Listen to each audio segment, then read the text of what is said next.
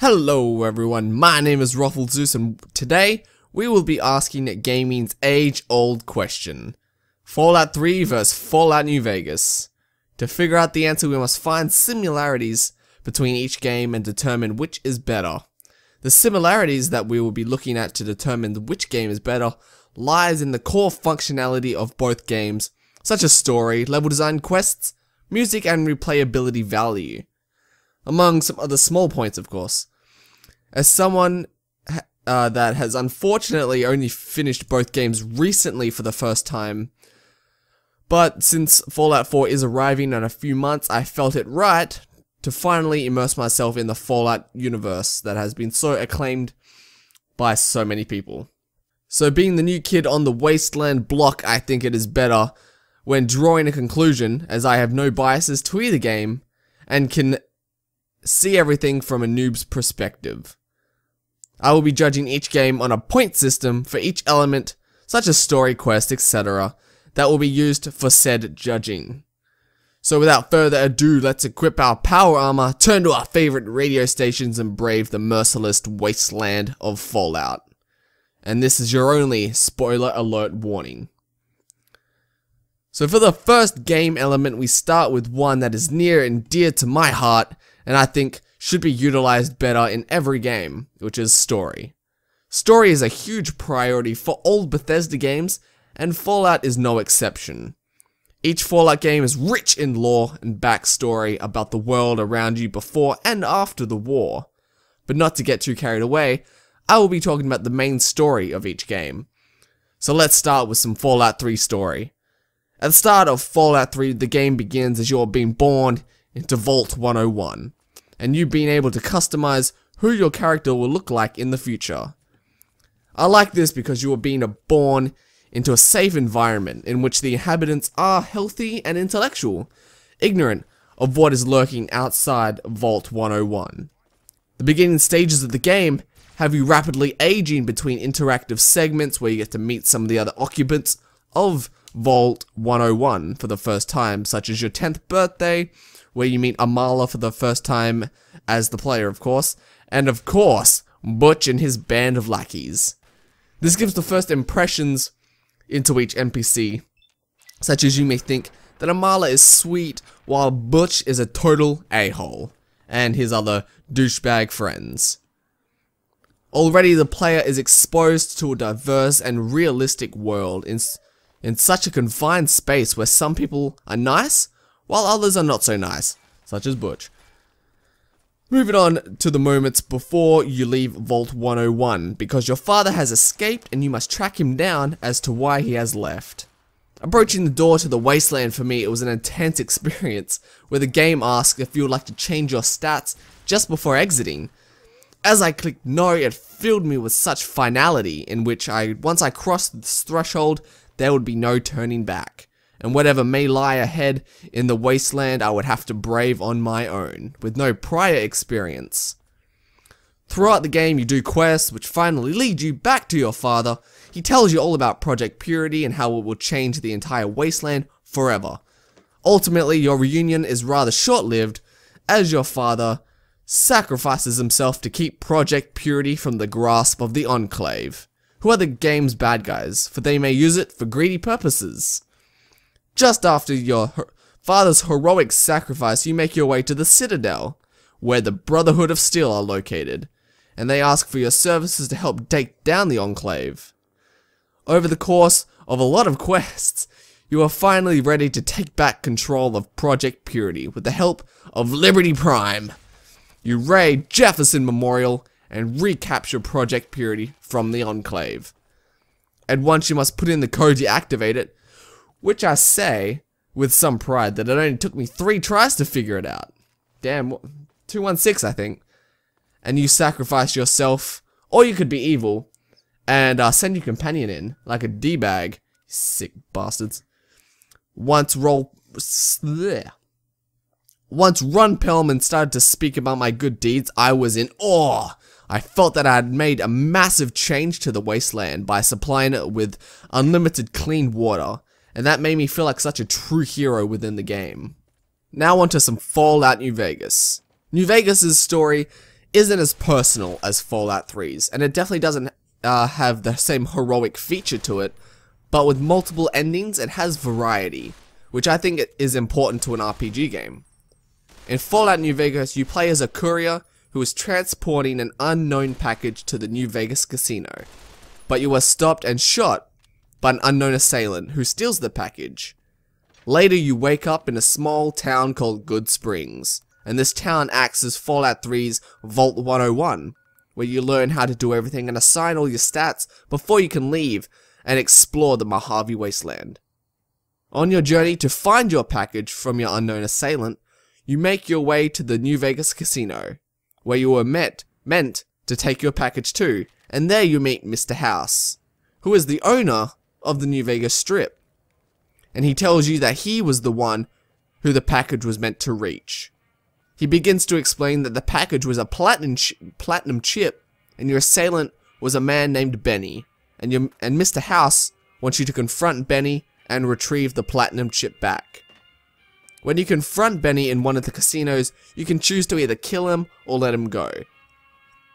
Unfortunately, I let him go in my first playthrough, but later in the game that led to just a world of problems for me, so I redid many hours of gameplay to go back and kill him and obtain the platinum chip, because it was so much easier in the long run for me. It's around this time that you can go either 4 ways. You can follow the quest that leads you to helping Mr. House, or you can plot against Mr. House with the help of Yes Man.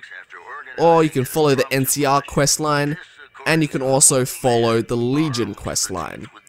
For me, I started with the NCR, I got the chip back, I kinda went with the NCR, and I got to the very last quest, but I decided that I wanted to actually help Mr. House. For some reason I decided that. But after I realized that I can control the strip, I plotted against him with the help of Yes Man, so I decided to do that instead. So I definitely got a lot around when it came to quest lines. Towards the end of the game, doesn't matter which faction you went with, you always end up at Hoover Dam. Either you would help Mr. House or plot against him, and you would push both the NCR and the Legion out of Hoover Dam. Or you went with the NCR and you would take control of both Hoover Dam and the Strip. And if you went with the Legion, then you would push the NCR out, and you would also take control of the Strip as well. In my final summary of New Vegas' story, I have to say that I got very confused. This is my problem with every multi-ended game, is that I don't know what will happen if I go down one path. And as a completionist, I always want to beat every aspect of a game without needing to start all over again. So I'm giving the point to Fallout 3 for having a more heroic story and a lot less confusing questline. This second game element is a personal favorite of mine, as it is utilized in every 2D and 3D game, which is level design. Level design and world design, which go hand in hand, also walks hand in hand with story, as story relies on level design to make a believable, realistic story, and the best levels have a story woven into them, and makes them more interesting to explore. So let's start again with Fallout 3. Fallout 3's level design is immaculate. It is some of the best level design that I have seen in a game. The capital Wasteland is based off a ruined Washington DC after the nuclear war. And even though I don't live in the US, I can say that it definitely felt as if I used to live there, as the landmarks feel so lifelike within the Wasteland. I can still remember walking out of Vault 101 for the first time, and the white flash fading to emulate the sudden blinding of intense sunlight, and seeing an incredibly vast, desolate wasteland and mountains as far as the eye could see. I was in awe, definitely. And then of course there was a lot of small places around the rest of the world, with other vaults that you can enter and explore to see how they lived compared to Vault 101, and caves which may or may not have worthwhile loot in them, and NPCs' houses that you can enter and talk to the NPCs and maybe even get a quest from it. Random encounters encounters as well are another great thing about the world in Fallout 3. I would be walking along a street, trying to sneak my way past Deathclaws, and all of a sudden I would get in distance of a raider's shack, and we would have an epic shootout, and then I would get slaughtered from the Deathclaws that heard the gunshots. Yes, fun times.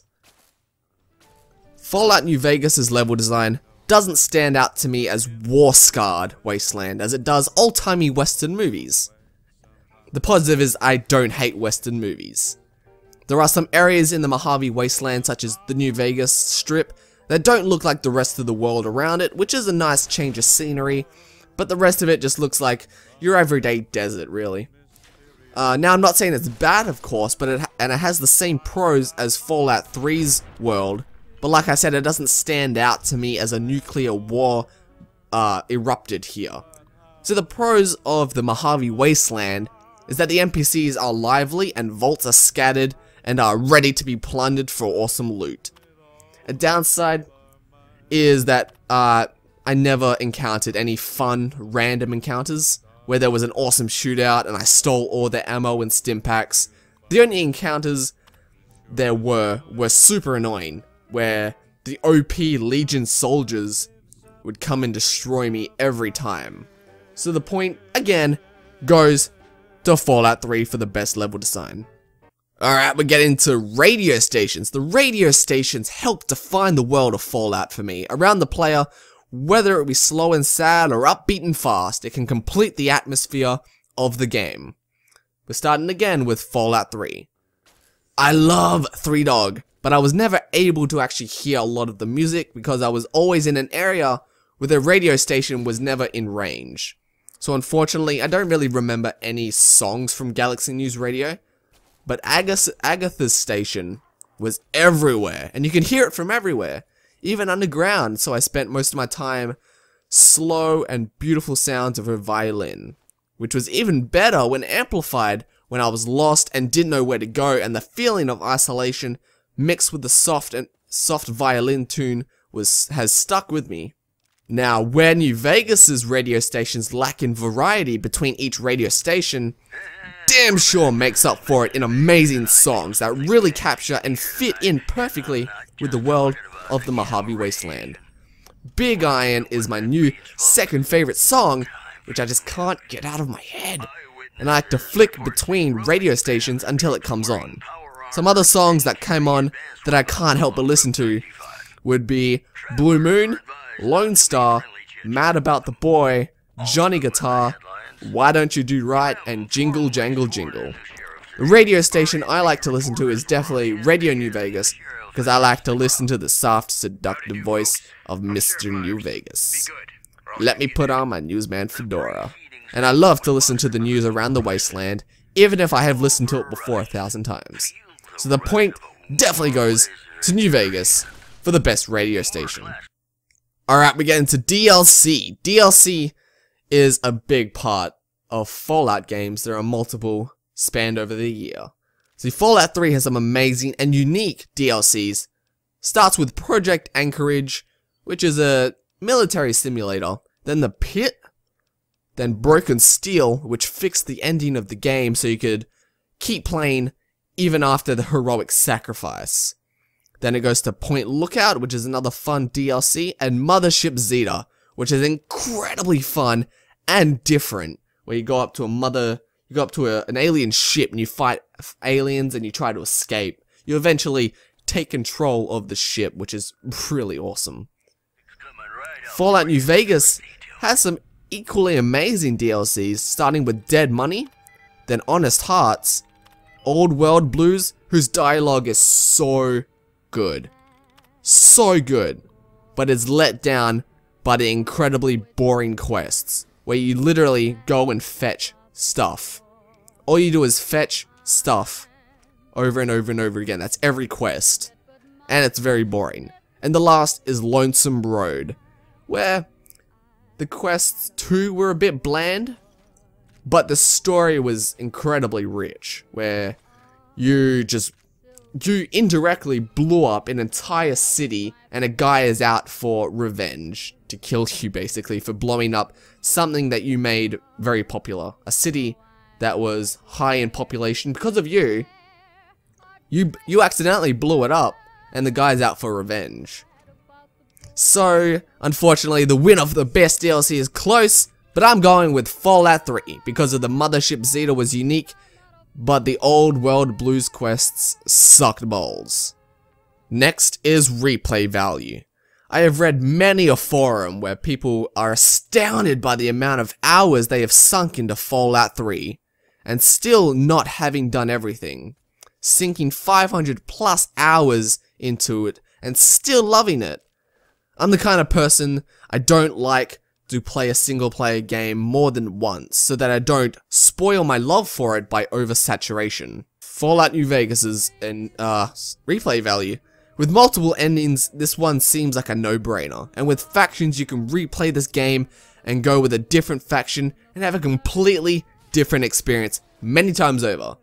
Imagine the amount of time you can put into Fallout 3 and times that by 4 for each faction ending that you can get. Mr. House, the Independent one, NCR, and the Legion.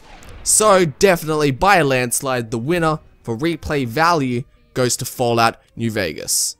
Now crafting and reputations are things that Fallout 3 didn't have, but I think made Fallout New Vegas so much better. So even though it's unfair, I'm giving both points to Fallout New Vegas. Even though crafting still confuses me somehow, but it was a nice addition to the game, and reputations made the game and the world feel much, much more alive.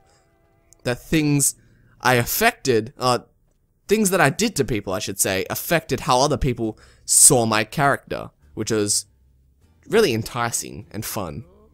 Side quests. Side quests are a fundamental part of any RPG game. It adds longevity to a game and expands the world wider than just the main storyline, and makes you think about the world as more than a lifeless place and adds depth and lore to the game. Fallout 3's side quests are a great example of quality over quantity.